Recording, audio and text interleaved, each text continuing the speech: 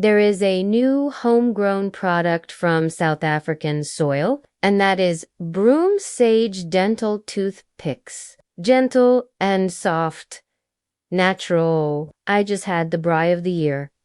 Texas steak, juicy, thick, smoky, like it's been kissed by fire and dipped in heaven. We had mealies, potato bake, a little too much garlic bread. No regrets. Kids were running around. My husband was telling the same stories again, and the sun was sitting perfectly low like it knew it was invited. But then that moment, you know, the one where a little piece of steak decides it's going to stay lodged right between your back molars like it paid rent. I reached for my usual toothpicks, but then remembered I had something better. My BridgeRoots broomsticks.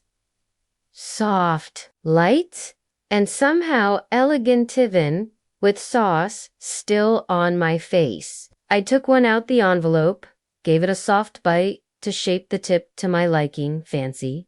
I know, and just slipped it in, no jab, no harsh scrape. It was soothing, like my teeth were getting a little herbal spa moment after the chaos of a family braai.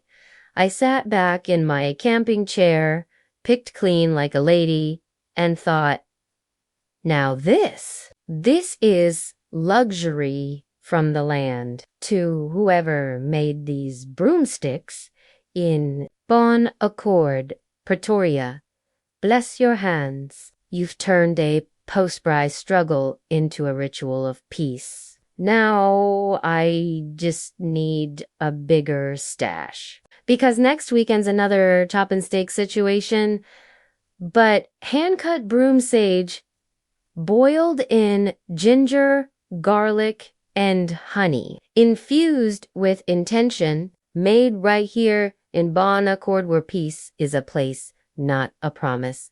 I bit it gently, shaped it with my own bite.